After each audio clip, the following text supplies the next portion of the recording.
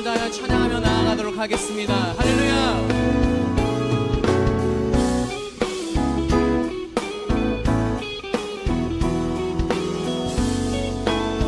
함께 고백하며 나아갑니다. 내 마음을 가득 채운 주 향한 찬양과 사랑 어떻게 표현할 수 있나. 수많은 찬양들로 그만 표현할 길 없어 다시 고백합니다. 한 번 더 고백합니다. 내 마음을 가득 채운 주 향한 찬양과 사랑 어떻게 표현할 수 있나. 수많은 찬양들로 그만 표현할 길 없어 다시 고백합니다. 주 사랑해요. 주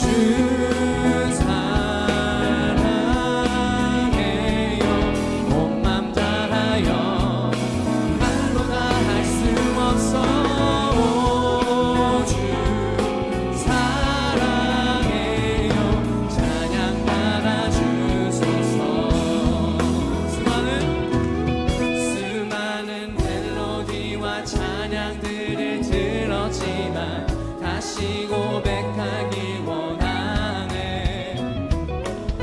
주님은 나의 사랑 삶의 중심 되시오니 주를 찬양합니다.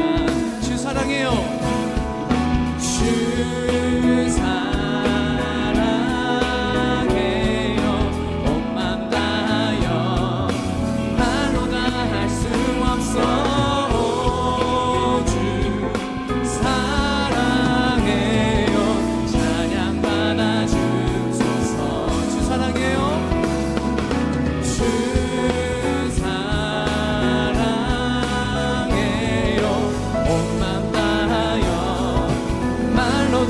수 없어.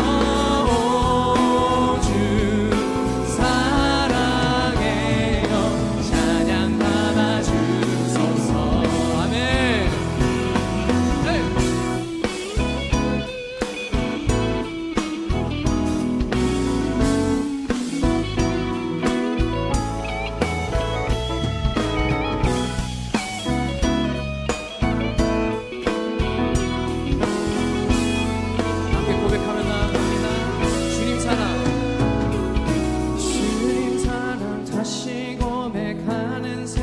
주심 감사해요. 주님 사랑 다시 고백하는 찬양 주심 감사해요. 주님 사랑 다시 고백하는 새날 주심 감사해요. 주님 사랑 다시 고백하는 찬양 주심 감사해요. 우리 함께 고백하며 나아갑니다. 주 사랑해요. 주 사랑해요. 온 맘 다하여 말로 다 할 수 없어. 주 사랑해요. 찬양 받아 주소서.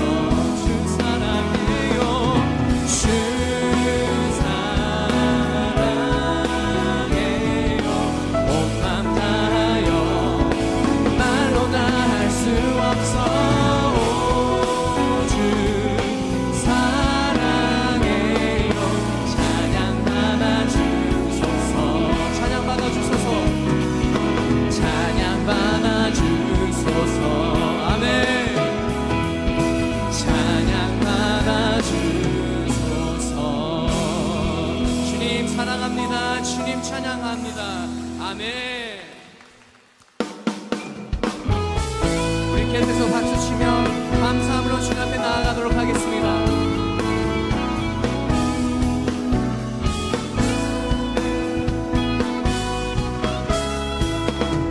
함께 고백하며 나아갑니다.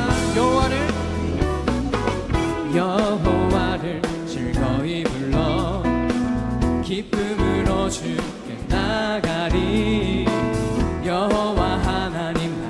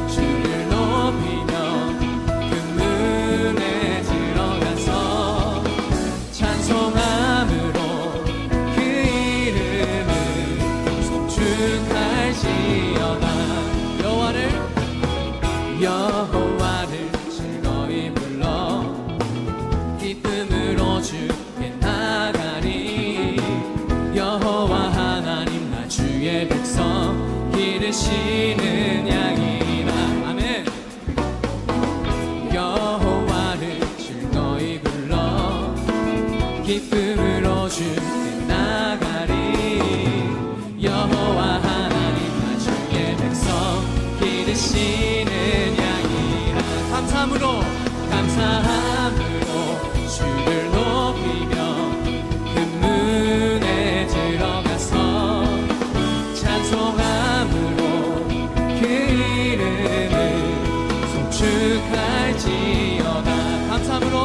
감사함으로 주를 높이며 그 문에 들어가서 찬송함으로 그 이름을 송축할지어다. 아멘. 주의 선과 인자하심이 영원하고 주의 성실하심이 대대에 미치고. 우리 목소리 높여서 대대에 미치로다. 감사함으로 주를 높이며 그 문에 들어가서 찬송함으로 그 이름을 송축할지어다. 감사함으로 주를 높이며 그 문에 들어가서 찬송함으로 그 이름을 송축할지. 여러분의 목소리로 감사함으로 주를 높이며 그 문에 들어가서 찬송함으로 그 이름을 송축할지어다. 아멘. 감사함으로 주를 높이며 그 문에 들어가서 찬송함으로 그 이름을 송축할지어다. 감사함으로 주를 높이며 그 문에 들어가서 아멘. 찬송함으로 그 이름을 송축할지어다.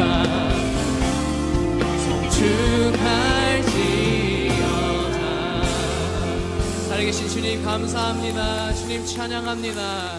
아멘. 아멘. 우리 자리에 앉으셔서 계속해서 주님을 찬양하며 나아가도록 하겠습니다.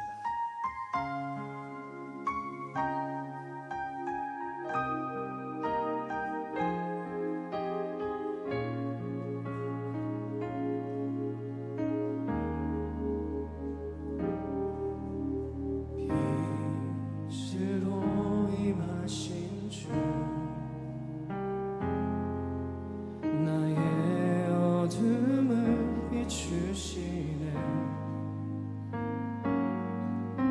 내 안에 연약함 모두 씻어주시고 나를 기억이사 안으시네.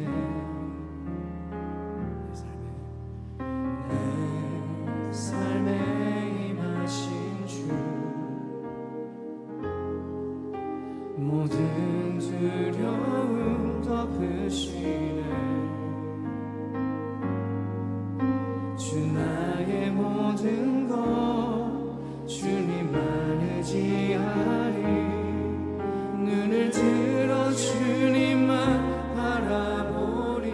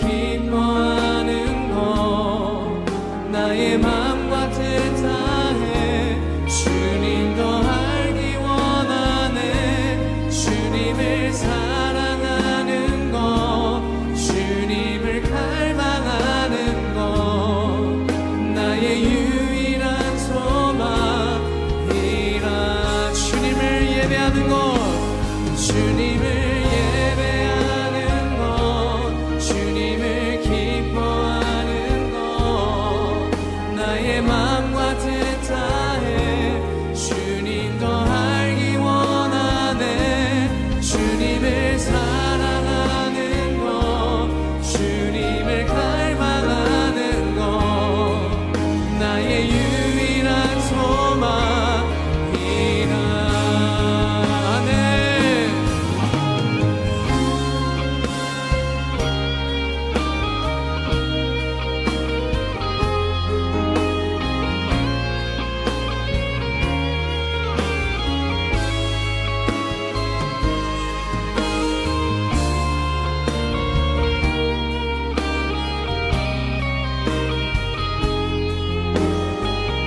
우리 다 함께 온 마음을 다하여 고백하며 나아갑니다. 주님을 예배하는 것, 주님을 예배하는 것, 주님을 기뻐하는 것, 나의 마음과 뜻다해 주님 더 알기 원하네. 주님을 사랑하는 것, 주님을 갈망하는 것, 나의 유일한 소망. 우리 계속해서 고백하며 나아갑니다. 주님을 예배하는 것, 주님을 기뻐하는 것, 나의 마음과 뜻다해 주님 더 알기 원하네. 주님을 사랑하는 것, 주님을 갈망하는 것, 나의 유일한.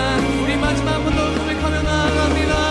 주님을 예배하는 것, 주님을 예배하는 것, 주님을 기뻐하는 것, 나의 마음과 뜻다해 주님 더 알기 원하네. 주님을 사랑하는 것, 주님을 갈망하는 것, 나의 유일한. 우리 함께 고백하며 나아갑니다. 예루살렘아, 예루살렘아, 여호와를 찬송할지어다. 내 하나님을 감사함으로 그 앞에 나가며 주 임재 앞에 걷네. 예루살렘아, 예루살렘아, 여호와를 찬송할지어다. 내 하나님을 감사함으로 그 앞에 나가며 주 임재. 우리 계속해서 고백하며 나아갑니다. 우리 두 손 높이 들고 고백하며 나아가겠습니다. 예루살렘아, 여호와를 찬송할지어다.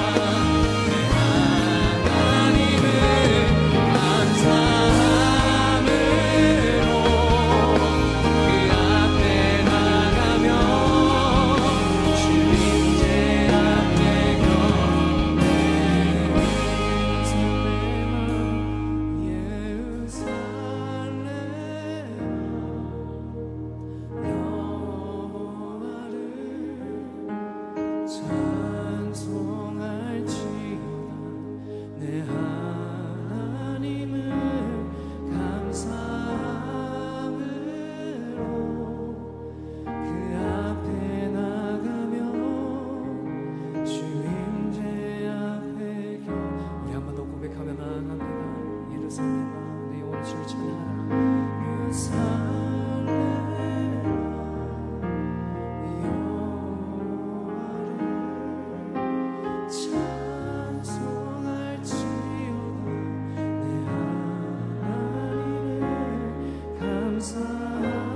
감사함으로 그 앞에 나가며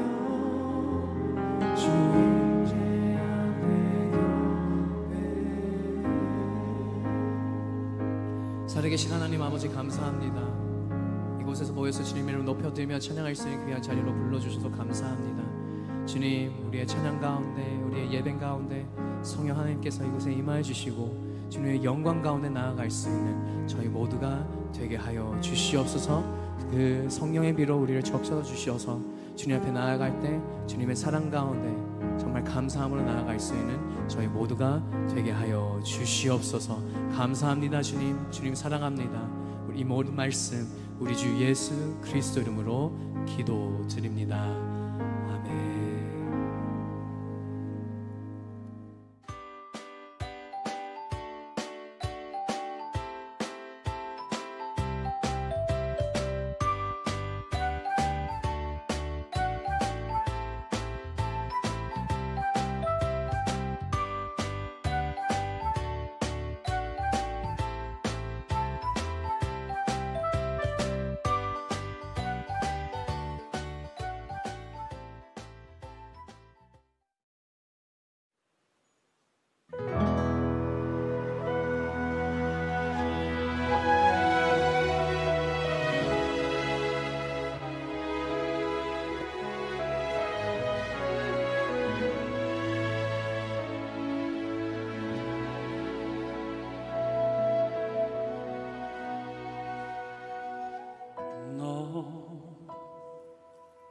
Stanotte amore non ho più pensato a te, ho aperto agli occhi per guardare intorno a me ed intorno a me girava il mondo come sempre.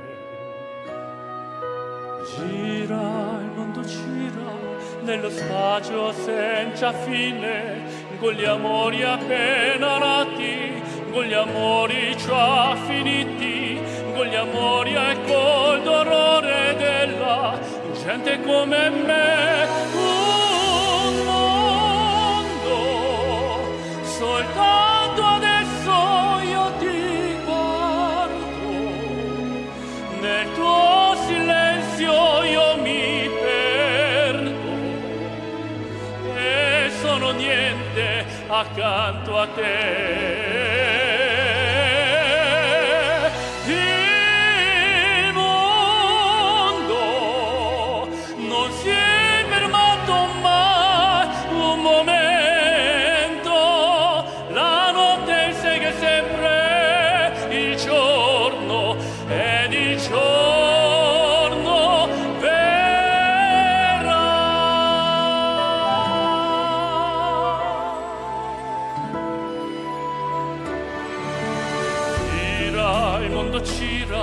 Nello spazio senza fine, con gli amori appena nati, con gli amori già finiti, con gli amori e col dolore della gente come me.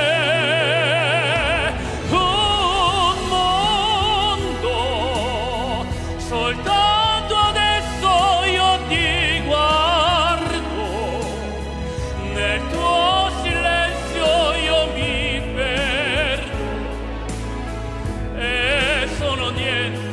accanto a te. Il mondo non si è fermato mai un momento, la notte segue sempre il giorno ed il giorno verrà.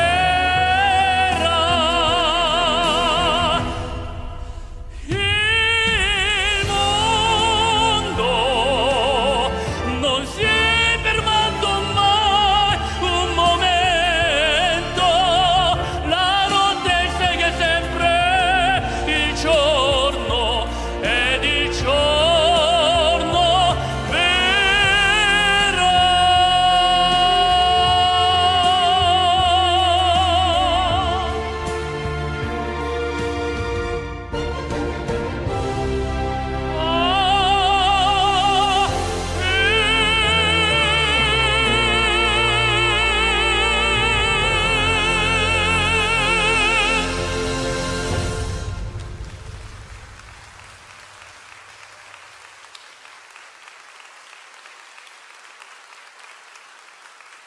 감사합니다. 인사 먼저 드리겠습니다. 슈퍼테너 양승호라고 합니다. 반갑습니다. 네, 안녕하세요. 저는 오페라 가수이자 뮤지컬 배우이고 그리고 파페라 공연을 또 하고 있는 양승호라고 합니다. 온누리 교회 참 너무 좋죠, 그렇죠? 저도 여기에 그냥 아무런 아는 사람이 없이 그냥 예배에 한번 참여를 했었어요. 그래가지고 이 교회에서 예배를 드린 적이 있는데 참 그때 너무 좋았었던 기억이 있어서 너무 좋았었습니다. 그 용산에 센트럴파크가 있는데 거기에 살 때 온누리 교회가 너무 유명해가지고 일부러 예배를 참여했었는데 너무 좋았었습니다. 그래서 오늘 이렇게 여기 열린 새신자 예배에 이렇게 초대받을 수 있게 돼서 또 오게 되어서 너무 반갑고요. 첫 번째로 불러드린 곡은 영화 About Time에 나오는 Il Mondo라고 하는 노래입니다.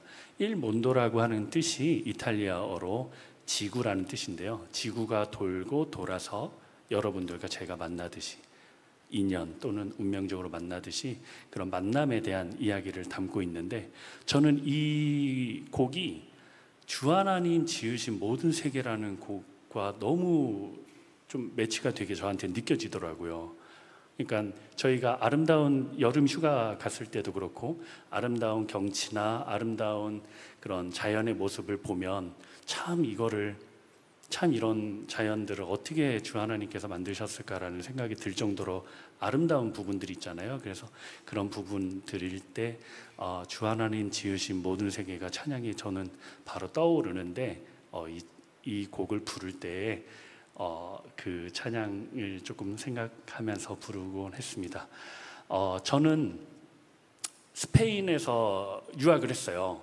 스페인에 있는 플라시도 도밍고라고 세계 3대 테너 중에 한 분이신 분한테 마스터 클래스를 이제 받으면서 좀 교육을 받았고 그리고 거기에서 오페라와 이제 공연들을 많이 했는데 국내에 들어와서 이제 예술의 전당과 세종문화회관과 이런 곳에서 공연을 이렇게 막 이어가면서 만들던 중에 운이 좋게도 작년에 이제 미스 코리아 선발 대회에서 축하 무대를 이제 메인 무대를 맡으면서 조금 더 알려지기 시작했고 유튜브를 통해서 이제 뭐 이렇게 제 팬분들 아니면 또는 모르시는 분들과 이렇게 좀 소통을 해가고 있습니다. 근데 오늘 이렇게 온누리 교회에서 이렇게 원래는 찬양을 두 곡을 해야 되나라는 생각을 굉장히 많이 했었어요. 근데 저도 이제 교회를 섬기고 있고 그리고 큰 교회들에서 이제 찬양을 많이 했었는데 열린 새신자 분들을 위해서 사실은 그분들에게 제가 제일 잘하는 모습을 보여드리는 게 제일 좋을 것 같았고 그리고 이 대중적이면서 이런 곡들도 괜찮다라고 해주시는 이렇게 마음 넓은 교회에 그 관계자분이 계셔서 저는 그래서 온누리 교회구나라는 생각을 했었어요. 다른 교회를 가면은 꼭 찬양으로만 해주세요 뭐 등등등 얘기를 많이 듣곤 했는데 참 너무 좋은 교회인 것 같습니다. 그래서 두 번째로 좀 불러드릴 곡이 있는데 이것도 사실은 대중가요예요. 원곡은 패티김 선생님의 그대 내 친구여라는 노래인데요. 그 친구여가 이게 또 저한테 또 그렇게 또 와닿는 거예요. 하나님은 내 친구이시고 예수님은 내 친구가 되시고 그리고 내가 믿는 이런 모든 마음들을 주시는 이 모든 그 마음이 친구이자 그리고 제 옆에 항상 계시는 그런 마음으로서 좀 느껴지는 부분이 있어서 이 곡이 대중가요이지만 또 어떻게 보면 또 마음적으로 또 전달이 될 수 있지 않을까 싶어서 그대 내 친구야 라는 노래를 불러드리도록 하겠습니다. 감사합니다.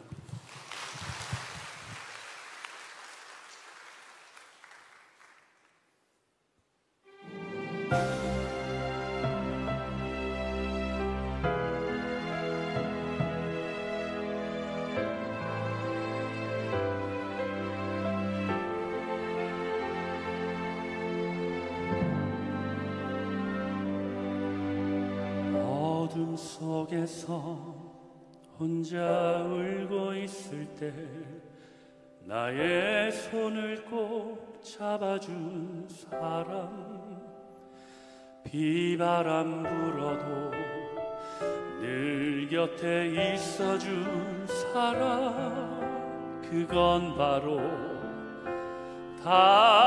당신이었소. 내 삶이 때론 노래가 되고 때론 서글픈 사랑이 되어 황금빛 노을 붉은 파도 위를 달리는 바람이 되고 싶소.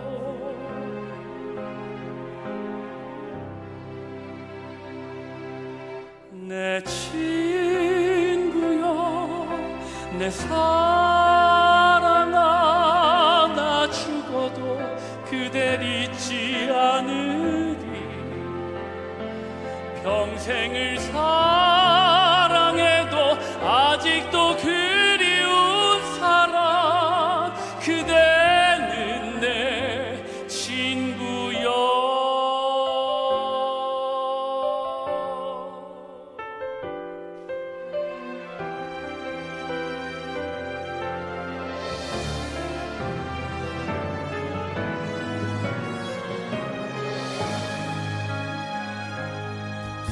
내 삶이 때론 노래가 되고 때론 서글픈 사랑이 되어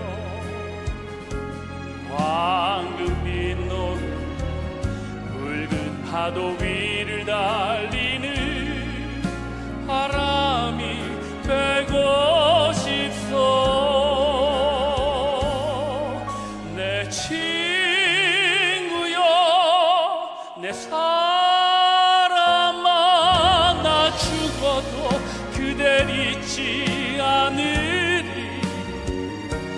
평생을 사랑해도 아직도 그리운 사람, 그대는 내 친구여.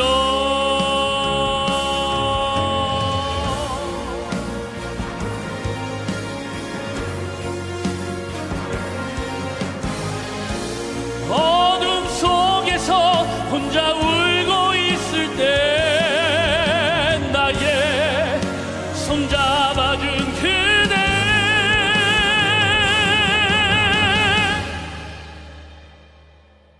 내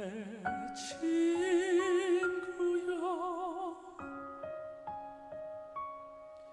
내 친구여.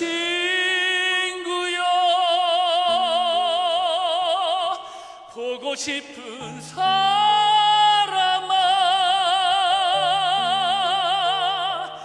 나의 그대.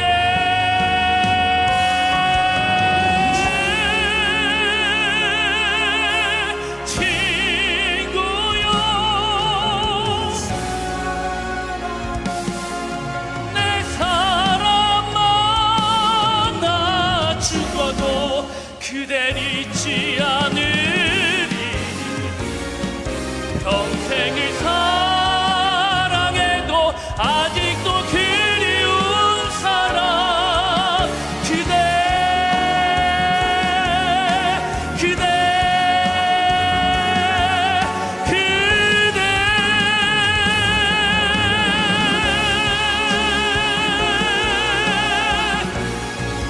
내 친구여.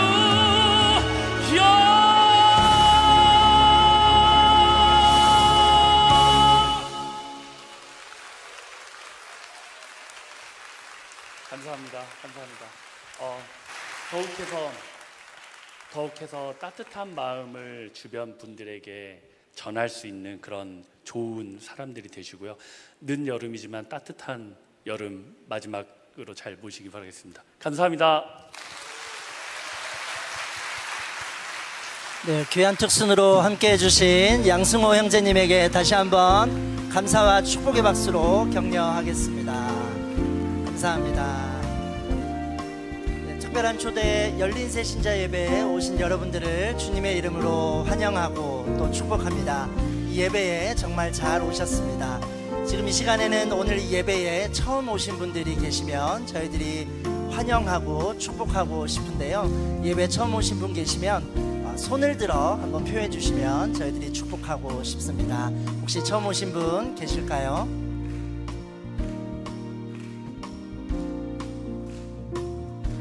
네, 2층 오른편에 계시네요. 잘 오셨습니다. 박수로 환영하겠습니다. 축복합니다.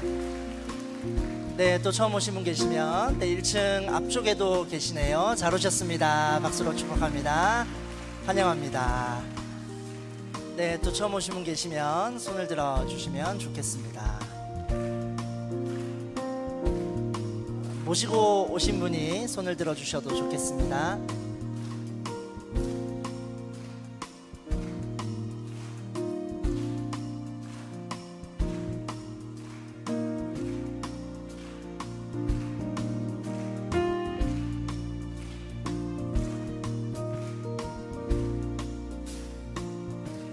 네, 오늘 처음 오신 분들께서는 자리에서 잠시 일어나 주시면 저희들이 찬양으로 축복하고 선물 전달하도록 하겠습니다.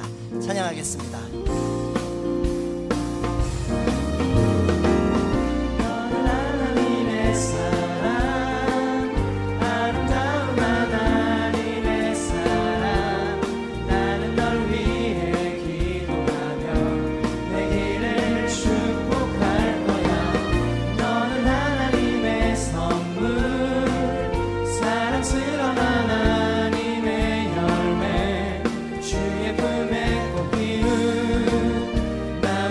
나무가 되어줘, 나무가 되어줘,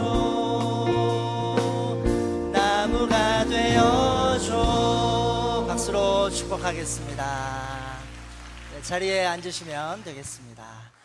네, 오늘 처음 오신 분들께서는 예배 후에 자리에 잠시 기다려 주시면 저희 스태프들과 인사 나누고 돌아가시면 좋겠습니다.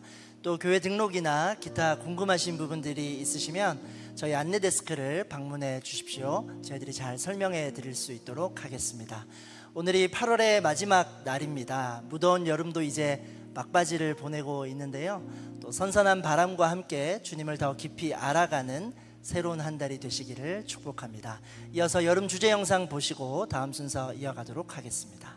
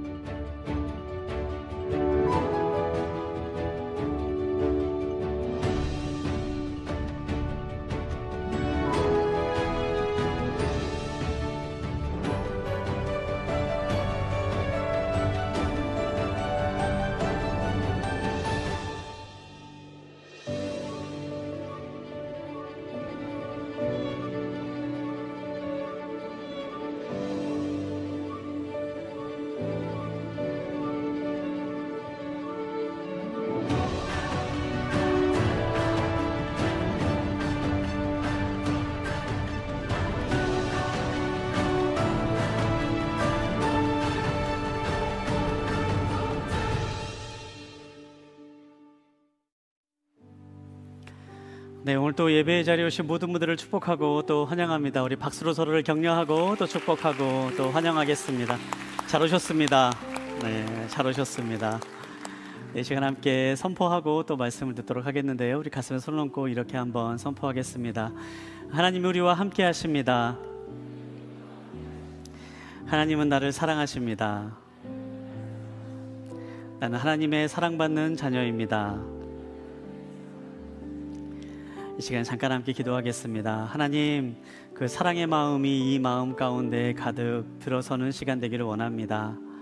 그 무엇도 바꿀 수 없는 하나님의 사랑으로 가득 채워지는 시간 되게 하여 주시고, 이 시간에 그 사랑을 누리며 또 담아 세상 가운데 나아갈 때에 변화된 사람으로, 또 하나님의 사람으로, 예수님을 믿는 사람으로 살아갈 수 있도록 주님 도와주시옵소서. 감사합니다. 살아계신 예수님의 이름으로 기도합니다. 아멘. 우리가 많이 사용하는 그 문구류 중에 포스트잇이라는 그 메모지가 있습니다. 아마 여러분들도 뭐 자주 사용하는 이제 그러한 메모지가 아닐까 생각해 보는데요. 어딘가에 기억해야 될 메모를 해야 될 때에 꼭 잘 보이는 곳에 붙였다가 떼기도 쉽고 또 그래서 어디든지 이제 붙일 수 있는 이제 그렇게 많이 사용되는 그러한 문구류인데요. 지금은 많은 사람들이 사용하는 그러한 문구가 되었지만 사실 이 포스트잇의 시작은요, 실패한 발명품으로부터 시작되었다라고 합니다. 1968년도에 미국에 있는 3M 회사에서 당시에 시중에 나와 있는 모든 접착제 중에서 가장 강력한 접착제를 발명하기 위한 프로젝트가 진행되었는데요. 스펜서 실버라고 하는 연구원이 이 연구를 담당하고 있었습니다. 그런데 이 연구의 결과로 나온 그 결과물이요, 기대했던 것과는 전혀 다른 결과물이 나온 겁니다. 접착제가 발명되긴 했는데 이 접착제가 어디에도 제대로 붙지 않는 굉장히 약한 그런 접착제가 만들어진 거죠. 그래서 사람들은 이 접착제가 실패한 발명품이다라고 그렇게 여기고요, 그냥 창고 한 곳에 방치해두고 그렇게 오랫동안 잊혀버리고 살았다라고 합니다. 그런데 몇 해가 지난 이후에 아주 우연한 그러한 계기를 통해서 이 발명품이 그 진가를 드러내게 되는데요. 아서프라이라고 하는 이 회사에 다니는 한 사원이 교회에서 성가대를 하는 가정 가운데에 갑자기 그런 생각을 하게 되었다고 합니다. 성가대로 연습을 할 때에 자기가 이제 책갈피로 필요한 곳에 이제 표시를 하기 위해서 종이를 끼워두곤 했는데요. 그 종이가 자꾸 이렇게 빠지는 겁니다. 그래서 이제 어떻게 하면 이렇게 잘 붙은 뭐 그런 책갈피가 있으면 좋겠다라고 생각을 하다가 갑자기 오래전 발명되었던 이 발명품이 생각이 난 겁니다.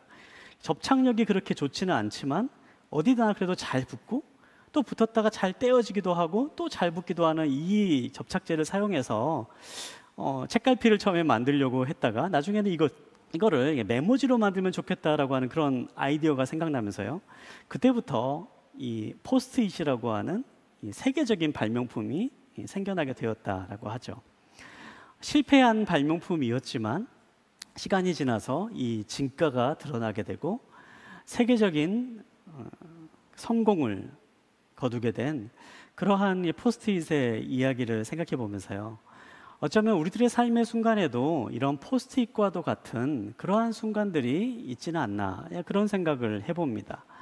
어떻습니까? 우리가 살아가다 보면요, 정말 실패한 순간과 같은 그러한 순간, 모든 것이 꽉 막혀서 더 이상 뭐 더 나아질 것 같지 않는 그런 절망적인 순간에 처해 있는데 그 순간이 어느덧 오히려 더 좋은 일이 일어나는 계기가 되고 그 순간이 지나면서 그렇게 어려웠던 순간들이 오히려 더 나은 삶을 살아가게 된 그런 소중한 계기가 되었구나라는 것을 발견하는 그러한 순간들이 우리들이 살아가다 보면 종종 느끼게 된다라는 거죠.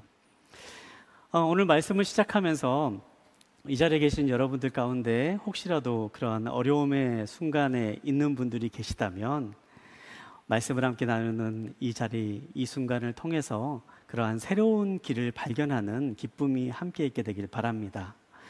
오늘 우리가 8월 마지막 주를 보내면서요, 여름 복음을 여행이다 라는 제목을 가지고 마지막으로 함께 나누는 시간인데요, 오늘 우리가 함께 나누는 말씀의 제목은 멈추지 않는 여정이라는 제목으로 사도행전 16장 22절부터 26절까지에 있는 말씀을 함께 나누려고 합니다. 이 말씀을 함께 나눌 때에 새로운 길을 발견할 수 있는, 멈추지 않는 믿음의 여정을 걸어가는 그러한 결단이 이 자리에 계신 모든 분들과 함께 하기를 간절히 소망합니다. 오늘 그 말씀드린 사도행전 16장 22절부터 나오는 이 말씀은요, 두 사람의 이야기, 두 사람의 주인공의 이야기를 담고 있습니다. 우리 바울과 실라라고 하는 사람인데요, 이 사람이 복음을 전하기 위한 여행을 떠납니다. 우리가 흔히 교회에서 바울의 2차 전도여행, 바울의 전도여행이라고 불리우는 그러한 여행을 두 사람이 함께 떠나게 되는데요, 그 여행의 여정 가운데에 특별히 빌립보라고 하는 지역에서 있었던 일을 이 사도행전 16장은 우리에게 전해주고 있습니다. 이 빌립보라고 하는 이 지역은요, 오늘날 이제 그리스 북부 지역에 있는 그러한 도시였습니다. 이 지역은 유럽의 관문과도 같은 이제 그러한 도시이기도 했는데요. 알렉산더 대왕이 자신의 아버지의 이름을 따서 이게 만들어진 그러한 도시이기도 하고요. 또 로마 시대에는 제국의 통치를 위해서 굉장히 중요한 도시로 여겨졌던, 정치적으로나 경제적으로 굉장히 중요한 도시였습니다. 지금도 이 도시에 가면 그때 당시에 그 고대 도시의 유적을 볼 수가 있는데요. 그곳에 가면요, 오늘 본문에 나오는 이 이야기의 배경이 되는 바울이 감옥에 갇힌 곳이라고 하는 이 감옥의 터도 실제로 볼 수 있습니다. 바울이 이렇게 바울이 신라와 함께 빌립보에 도착했을 때에 그때 그곳에서 한 점을 치는, 귀신 들려서 점을 치는 한 여종을 만나게 됩니다. 그리고 이 여종이 그때부터 이 바울 일행을 쫓아다니면서 복음을 전하는 일을 계속해서 방해하는 일을 겪게 되는데요. 참다 못한 바울이 그 귀신 들린 여종으로부터 귀신을 쫓아내는 그러한 기적을 행하게 됩니다. 사도행전 16장 18절에 있는 말씀 한번 같이 읽으면 좋겠는데요. 사도행전 16장 18절에 있는 말씀을 우리 한번 함께 보도록 하겠습니다. 이 아이가 며칠 동안이나 이렇게 계속하자 참다 못한 바울이 돌아서서 귀신에게 말했습니다. 예수 그리스도의 이름으로 내가 명한다. 그 아이에게서 당장 나오라. 바로 그 순간 귀신이 그 아이에게서 나갔습니다. 바울은 귀신 들린 이 아이를 구해줍니다. 그런데 그 이후에 일어난 사건을 살펴보면요, 분명히 잘한 일, 착한 일, 선한 일을 했는데도 불구하고 그 후에 일어난 일들은 이 바울이 생각했던 것과는 전혀 다른 엉뚱한 방향으로 이제 이루어지기 시작을 하는데요. 오히려 이 일을 계기로 해서 바울과 실라가 굉장히 심한 고난을 겪는 이야기가 오늘 우리가 함께 볼 사도행전 16장 22절부터 나오는 내용입니다. 본격적으로 22절 이하에 있는 내용을 함께 나누기 전에요, 먼저 좀 한 가지 이 모든 사건의 시작이 되었던 이 귀신이라고 하는 것을 한번 좀 이 시간에 나누면 좋겠는데요. 여름 특집입니다. 여러분, 여러분 혹시 귀신의 존재를 믿으십니까? 네. 뭐 요즘 우리가 살아가는 시대에 무슨 귀신이냐, 뭐 그렇게 생각하시는 분도 계실지 모르겠습니다만, 그런데 성경에는요 분명히 귀신이라고 하는 존재를 말씀합니다. 오늘 우리가 함께 본 사도행전 16장뿐만 아니라 또 여러 곳의 성경에서 귀신 들린 사람에 대한 이야기가 나오고 또 귀신이란 존재에 대해서 분명히 우리에게 전해줍니다.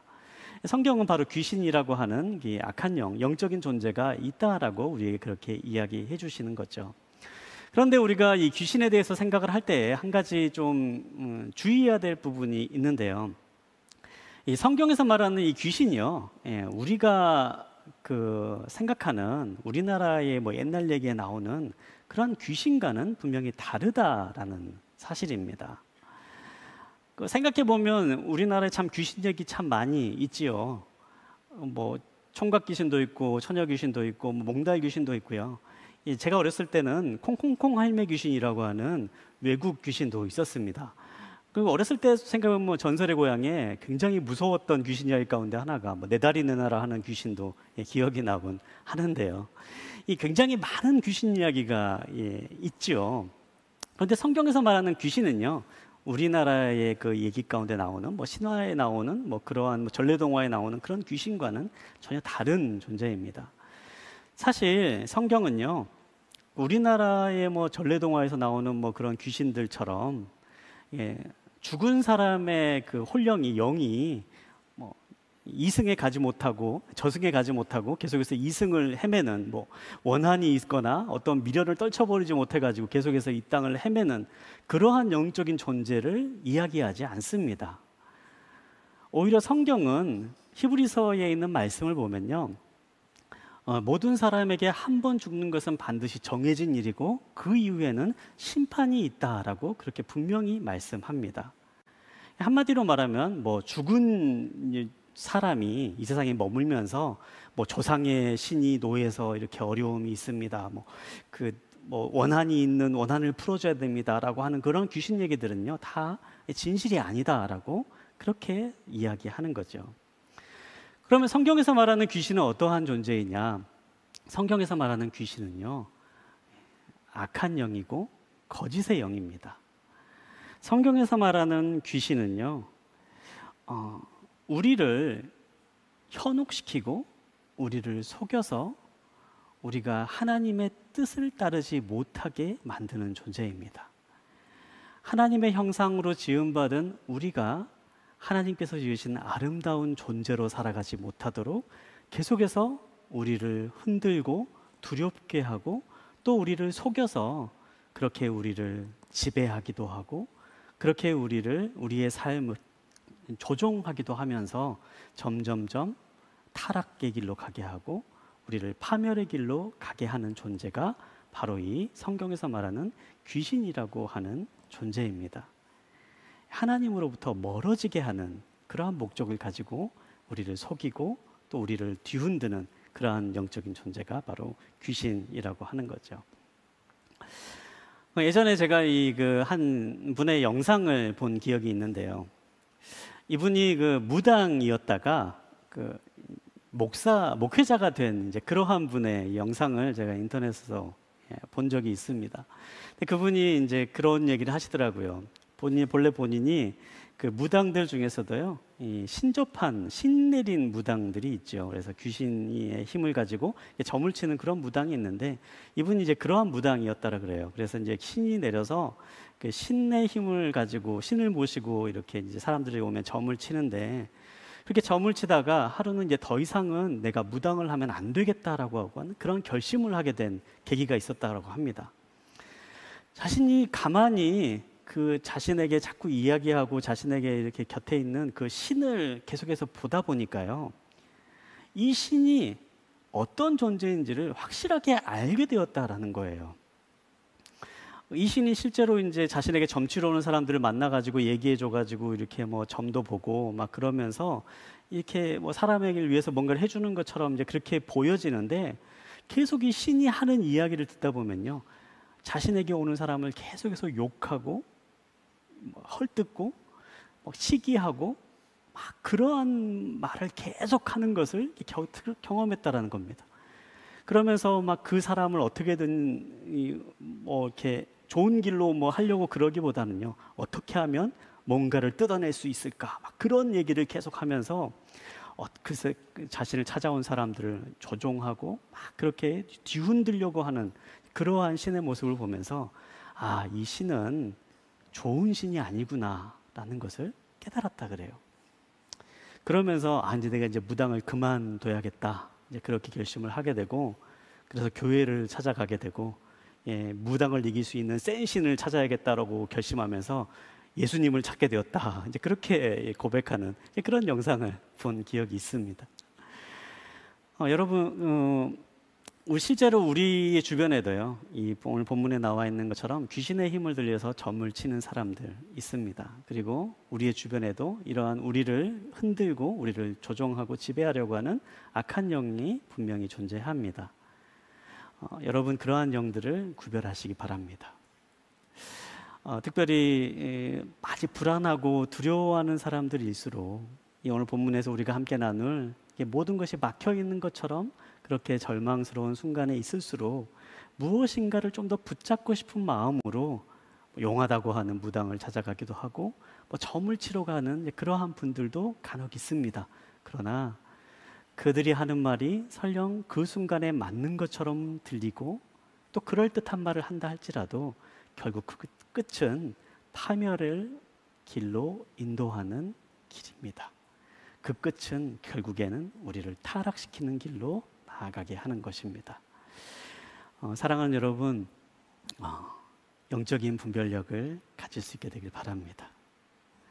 특별히 요한복음 10장 10절의 말씀을 보면요, 우리에게 이렇게 말씀하고 있습니다. 요한복음 10장 10절에 있는 말씀을 한번 함께 읽으면 좋겠는데요. 요한복음 10장 10절에 있는 말씀을 함께 보도록 하겠습니다. 도둑은 오직 훔치고 죽이고 멸망시키려고 올 뿐이다. 내가 온 것은 양들로 참되고 영원한 생명을 얻게 하고 그들이 꿈꾸던 것보다 더 나은 삶을 얻게 하려는 것이다. 아멘. 여러분, 두려움의 순간, 혼란스러운 순간이 있을 때에 도적을 찾아가지 마시고 하나님께 나아가시기 바랍니다. 그분은 우리에게 생명을 주시는 분이십니다. 그분은 우리에게 바른 길을 주시는 분이십니다. 더 나아가 우리가 꿈꾸는 것보다 더 좋은 길을 우리에게 예비해 주시는 분이십니다. 하나님을 만나시고 또 하나님께 나아가시는 그러한 믿음의 발걸음을 내딛는 이 자리에 계신 모든 분들 되기를 간절히 소망합니다. 그러면 오늘 이제 본문에 있는 말씀을 좀 계속해서 살펴보려고 하는데요. 오늘 본문에 있는 말씀 가운데 22절부터 24절까지에 있는 말씀을 먼저 함께 읽도록 하겠습니다. 22절부터 24절까지에 있는 말씀 함께 보겠습니다. 시작. 모여있던 사람들도 가세해 바울과 실라를 공격하자 로마 관리들은 그들의 옷을 벗기고 매질하라고 명령했습니다. 관리들은 그들을 심하게 때린 뒤 감옥에 던져놓고는 간수에게 그들을 단단히 지키라고 명령했습니다. 이런 명령을 받은 간수는 그들을 깊숙한 감방에 가두고 발에는 쇠고랑을 채워 두었습니다. 악한 영으로부터 고통받는 귀신 들린 여종에게서 귀신을 쫓아낸 바울과 실라, 그들이 한 행동은 좋은 일이었습니다. 선한 일이었고 옳은 일을 했습니다. 그런데 이어져 나오는 이 말씀을 보면요, 그렇게 좋은 일을 했음에도 불구하고 이 두 사람은 굉장히 험한 일을 겪었다라고 그렇게 기록되어 있습니다. 오늘 이 말씀을 조금 더 깊이 묵상해 보면요, 이때 이 두 사람이 겪었던 그 고난이 얼마나 큰 어려움이었는지를 우리가 조금 더 살펴볼 수가 있는데요. 말씀을 보면 로마 관리들이 그들의 옷을 벗기고 매질을 했다라고 하는 표현이 나옵니다. 여기서 이제 매질이라고 하는 표현이 나오는데요. 이 매질이라고 하는 표현은요, 그냥 말 그대로 몽둥이 같은 걸로 사람을 심하게 그냥 있는 사정 없이 그냥 때리는 것을 말합니다. 우리가 예전에 그 체벌을 할 때가 있었습니다. 학교나 뭐 집에서도 뭐 잘못한 일 있으면 체벌을 이제 할 때가 있었는데요. 근데 물론 요즘은 이게 체벌이 안 됩니다만요. 예전에는 이제 체벌이 있었던 그런 시대가 있었죠. 근데 그때 체벌을 받을 때도요, 뭐 정해진 규칙 같은 게 분명히 있었습니다. 손바닥을 만다든지, 뭐 엉덩이를 만다든지, 아니면 뭐 정해진 매 같은 게 있어가지고요, 뭐 그런 규칙 안에서 이게 체벌을 받기도 했죠. 그런데 이게 매질을 당했다라고 하는 이 표현은요, 그냥 그런 규칙이 없이 맞는 겁니다. 몽둥이로 맞고, 손으로 맞고, 그냥 정해진 거 없이 마치 짐승처럼 두들겨 맞는 것을 오늘 본문에 나오는 매질이라고 하는 그 단어로 표현된 의미입니다. 그렇게 매질을 당한 이후에 이 두 사람은 어떻게 됩니까? 햇볕도 제대로 들어오지 않는 깊숙한 감옥에 가둬지게 됩니다. 그리고 발에는 쇠고랑이 채워졌다라고 그렇게 기록되어 있는데요. 여기서 이렇게 쇠고랑이라고 표현된 이 표현이 다른 성경 번역에서는 이제 착고가 채워졌다라고 그렇게 얘기하는데, 이 착고라고 하는 게 우리나라의 그 예전 사극을 보면요, 뭐 춘향이가 감옥에 갇혔을 때 목에 이런 큰 칼 같은 거 이렇게 차고 있죠. 나무로 된 큰 판을 차고 있어서 눕지도 못하고 이렇게 계속 앉아 있게 하는 감옥에서 이제 그러한 형벌 틀이 있는데요. 이 착고라고 하는 것은요, 다리에 채우는 거였습니다. 그러니까 다리에 채우는데, 양다리를 이렇게 나무 사이에 채우는데요, 그 채울 때도 그냥 두 다리를 최대한 벌려 가지고요 채우는 거예요. 그래서 이 나무에 채워진 상태로 이렇게 있게 만들어서 그냥 불편하게 만드는 겁니다. 아프게 만드는 겁니다. 누워 있어도 아프고 앉아 있어도 아프고, 뭐 어떻게 해도 사람이 불편하고 아프게 고통스럽게, 도망가는 것은 상상도 하지 못할 정도로 그러한 상황에 있게 만드는 것이 바로 이 착고, 쇠고랑을 채웠다라고 하는 이 표현입니다. 그렇게 심하게 매질을 당한, 착고에 채워진 채 햇볕도 들지 않은 감옥에 선한 일을 하고 옳은 일을 한 대가로 그러한 고난을 겪은 바울과 실라, 그들의 마음은 과연 어떠한 생각이 들었을까요? 그런데 이어지는 본문에 있는 말씀을 보면요, 그들이 우리가 생각했던 것과는 전혀 다른 반응을 했다라고 그렇게 기록되어 있습니다. 25절에 있는 말씀을 한번 함께 보도록 하겠는데요. 25절에 있는 말씀을 함께 보도록 하겠습니다. 시작. 한밤중쯤 됐을 때 바울과 실라가 기도하며 하나님께 찬송을 부르자 다른 죄수들이 귀 기울여 듣고 있었습니다. 그렇게 억울한 상황 가운데 고통을 겪고 있던 두 사람이 하나님께 기도하고 하나님을 찬송했더라. 그렇게 성경은 전합니다. 사실 이 말씀을 묵상할 때면요, 어떻게 사람이라면 이렇게 할 수 있을까, 그런 생각이 듭니다. 분명히 착한 일을 한 거잖아요. 좋은 일을 한 거잖아요. 선한 일을 했는데 상을 받지는 못할 망정, 오히려 억울하게 두들겨 맞고 감옥에 갇히고 온몸에는 성한 구석 하나 없이 그렇게 고통스러운 처지 가운데 있을 때에 자연스럽게 하나님에 대한 원망이 터져 나올 것 같고, 어떻게 이렇게 나를 대할 수 있나라는 생각에 매질을 한 사람이나 고발한 사람이나 그러한 사람에 대한 분노의 마음이 솟아날 것 같은, 그것이 너무나도 당연해 보이는 그러한 순간이었는데요, 그 순간에 이 두 사람은 하나님을 찬양하고 기도하고 있더라라고 그렇게 전하고 있는 거죠. 어떻게 이것이 가능했을까요? 여러분이라면 이런 상황에 하나님께 기도하고 찬양할 수 있을까요? 쉽지 않아 보입니다. 제가 이 말씀을 묵상하면서요, 어떻게 이 두 사람이 그렇게 초인적인 모습을 보일 수 있었을까 곰곰이 묵상하다가 한 단어가 눈에 들어왔습니다. 25절에 있는 말씀을 보면요, 바울과 실라가 기도했던 바로 그때가 한밤중쯤 되었더라라고 그렇게 기록되어 있습니다. 한밤중쯤 되었을 때에 바울과 실라가 기도하기 시작을 했고 찬양하기 시작했다. 그렇게 기도하고 말씀하고 있는 거죠. 여러분, 어떤 이야기입니까? 감옥에 갇히는 그 순간부터 이 두 사람이 기도할 수 있었고 찬양할 수 있었던 그러한 마음이 아니었습니다. 감옥에 갇힌 그 순간부터 그들의 마음이 하나님께 하나님 감사합니다 그렇게 기도할 수 있는 그러한 마음이 아니었습니다. 그들의 마음에도 당연히 억울한 마음이 있었을 거고 분노의 마음이 있었을 것이고 그들의 마음에도 또 하나님에 대한 원망의 마음이 자연스럽게 있었을 겁니다. 그런데 그 시간의 마음이 시간을 지나면서 점점점 가름되기 시작하고 한밤중쯤 되었을 때에 그들이 기도를 할 수 있는 마음의 상황까지 다스려질 수 있었던 것이죠. 그리고 그때쯤 기도하기 시작을 했고 찬양하기 시작할 수 있었습니다. 그리고 그 찬양과 기도가 또한 그들의 마음을 위로하기 시작하고 또 평안을 주기 시작하고 그 마음이 또한 그들의 마음을 다시 변화시키는 그러한 경험을 할 수 있었던 것이죠. 사랑하는 여러분, 제가 이 말씀을 묵상하면서 우리가 기억하기 원하는 것이 있습니다. 여러분, 때로는 우리의 삶의 순간에 도저히 기도가 나오지 않은 순간이 있을 수 있습니다. 도저히 찬양이 나오지 않은 순간이 있을 수 있습니다. 절망과 좌절 앞에서 분노와 울분만 쏟아져 나오는 그러한 순간이 있을 수도 있습니다. 그러나 그런 순간이 있다 할지라도 우리가 하나님을 기억할 수 있게 되길 바랍니다. 그리고 그 순간에 우리가 의지적으로라도 그래, 하나님께 한번 기도해 봐야겠다, 그래, 하나님을 한번 찬양해 봐야겠다, 그러한 일을 의지적으로라도 결단하고 나아가면 하나님 그 순간에 그 기도와 찬양으로부터 우리의 삶을 만지시고 우리의 마음을 변화시키는 그러한 놀라운 역사를 경험할 수 있게 되는 것입니다. 여러분, 우리가 기억해야 될 것은요, 여러분, 절망의 순간 선택하시기 바랍니다.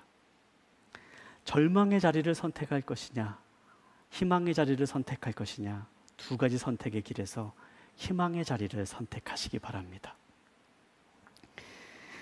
오늘 말씀을 묵상하면서요, 죽음의 수용소를 쓴 정신과 의사인 빅터 프랭클이 쓴 한 말이 생각이 났습니다. 그가 자신의 삶을 회고하면서 이런 말을 남겼는데요, 사람에게서 모든 것을 빼앗을 수 있어도 결코 빼앗을 수 없는 자유가 하나 있다. 그것은 어떠한 상황 속에서도 자신의 삶에 대한 태도를 선택할 수 있는 자유이다. 이렇게 이야기합니다. 이 말은 이 빅터 프랭클의 삶과 굉장히 밀접하게 연관되어 있는 그러한 고백인데요. 사실 이 사람이 이제 유대인이면서 정신과 의사였습니다. 그런데 2차 대전을 겪으면서요, 나치에 붙잡혀서 유대인 강제 수용소에 끌려가게 됩니다. 이 강제 수용소에서 정말 비참한 삶을 살아가게 되는데요. 정말 말 그대로 감옥, 그냥 보통 감옥이 아니는 죽음과 절망밖에 없는 그러한 감옥에서의 수용소 생활을 계속해서 해나가게 됩니다. 그런데 나중에 이 수용소 생활을 극복하고 이 빅터 프랭클이 살아서 돌아오게 되는데요.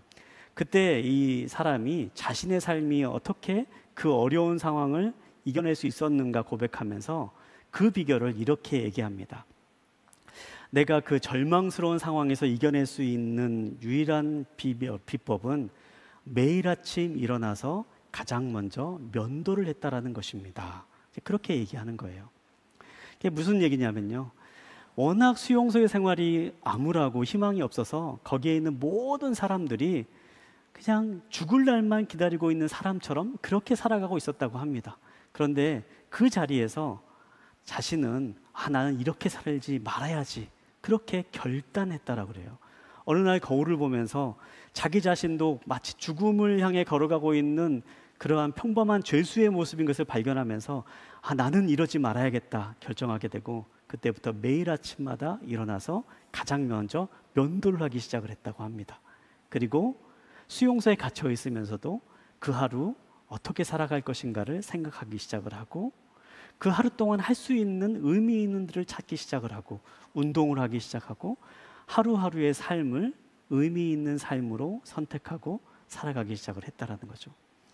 그렇게 죽음을 기다리는 삶을 선택하는 것이 아닌 삶을 살아가는 길을 선택하며 매일매일 살아가자 절망과 좌절을 이겨낼 수 있는 힘을 얻게 되었고 정말 죽음을 눈앞에 둔 위기에서도 이겨낼 수 있는 그러한 기회들을 찾게 되었다. 그렇게 고백하는 겁니다.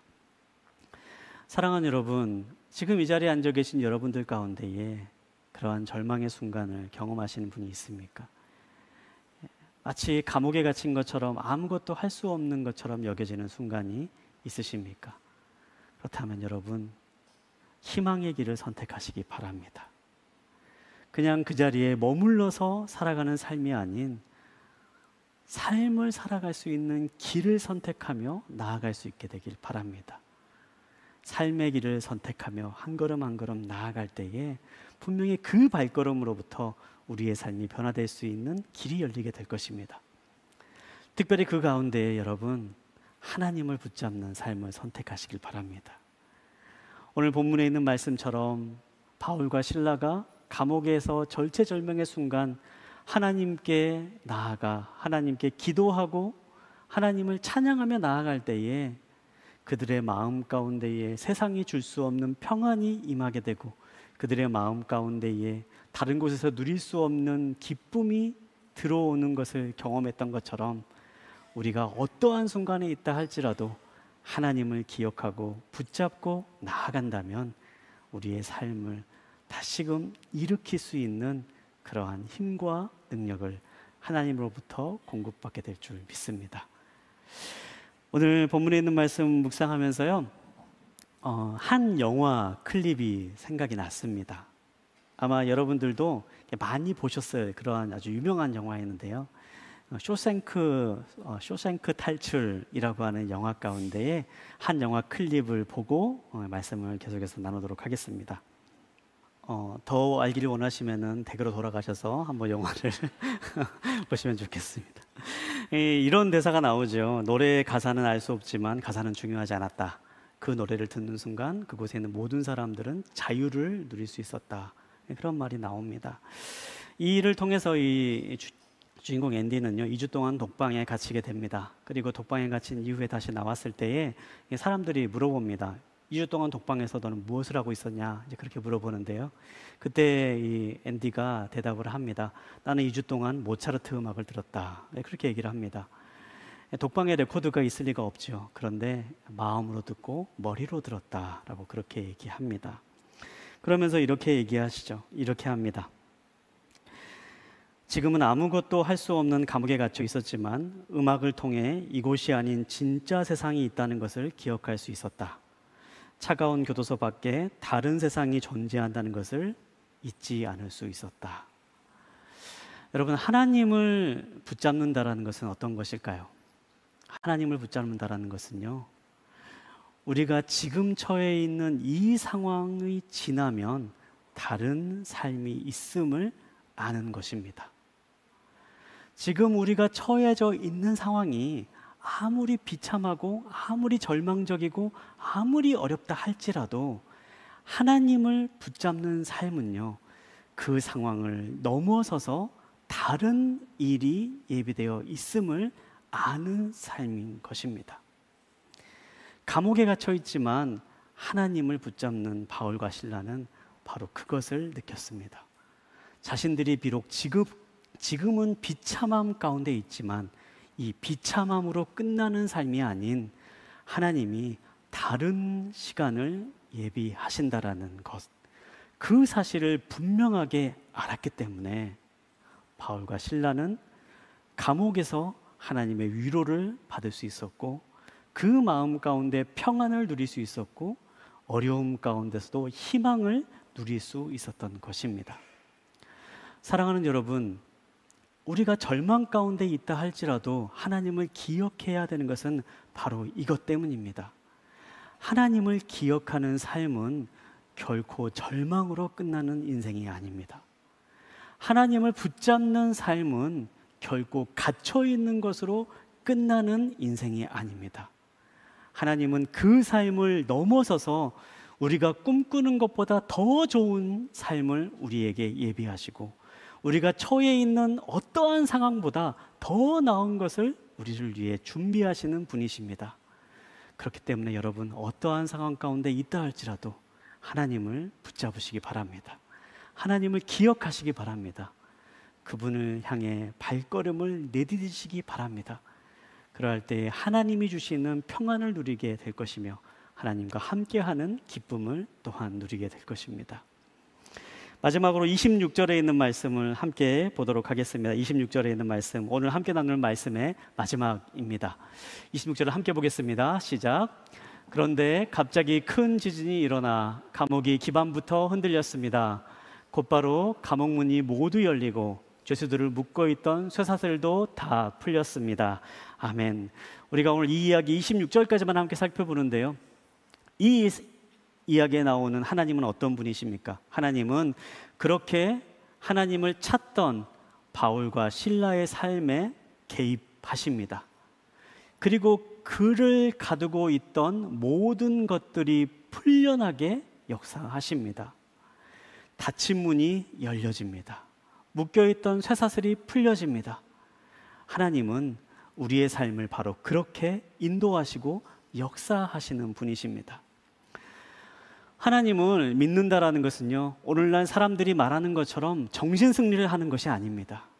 그냥 좋은 생각하면 우리가 평안이 찾아온다, 우리가 좋은 생각하면 우리의 마음에 안식이 찾아온다, 그것을 말하는 것이 아닙니다. 하나님은 살아계신 분이십니다.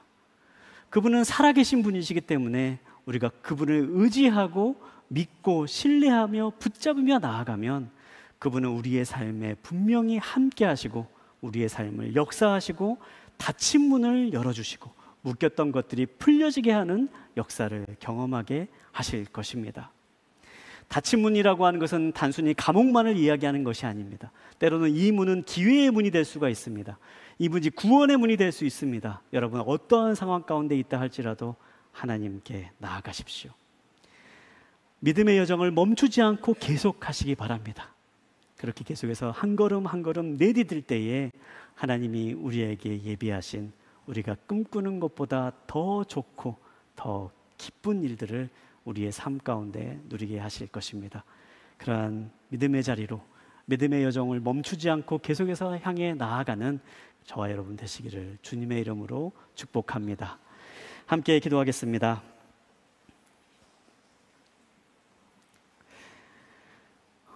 사랑하는 하나님, 이 시간은 말씀을 통해 우리의 삶을 돌아보게 하심에 감사합니다. 하나님, 우리의 눈으로는 때로는 실패의 순간처럼 보이는 순간이 다가오고 모든 것이 막힌 것처럼 보이는 그러한 절망의 순간, 좌절의 삶의 자리가 우리를 덮칠 때도 있습니다. 하지만 하나님, 그 순간에 우리가 하나님을 바라보며 하나님께 더욱더 믿음의 발걸음을 내딛기를 소망합니다. 하나님 우리와 함께 하시고 하나님 살아계시고 하나님 우리를 통해 놀라운 일들을 계획하시는 하나님의 역사가 우리와 함께 하시는 줄 믿사오니 그렇게 하나님을 바라보며 믿음의 여정을 계속해서 발걸음을 내딛는 믿음의 사람들 한 사람 한 사람들의 삶 가운데 찾아가 주시고 그 마음 가운데 평안을 주시고 그 마음 가운데 기쁨을 주시고 그 삶 가운데 새로운 길을 발견할 수 있는 축복이 있게 하여 주시옵소서.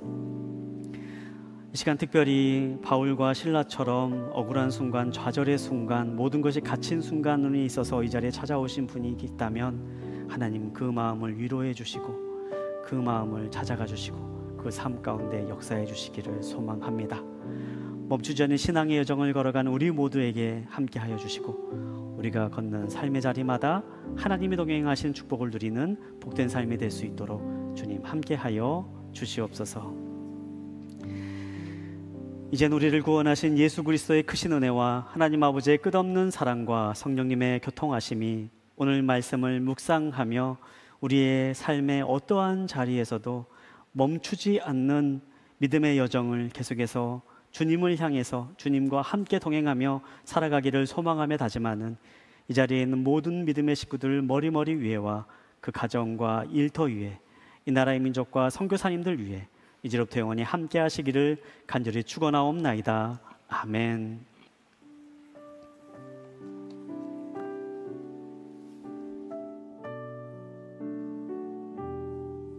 우리 예배 자리를 바르신 우리 주님께 큰 감사의 박수 올리도록 하겠습니다. 이로써 모든 예배 마쳤습니다. 주님 안에 승리하시는 일주일 되기를 소망합니다.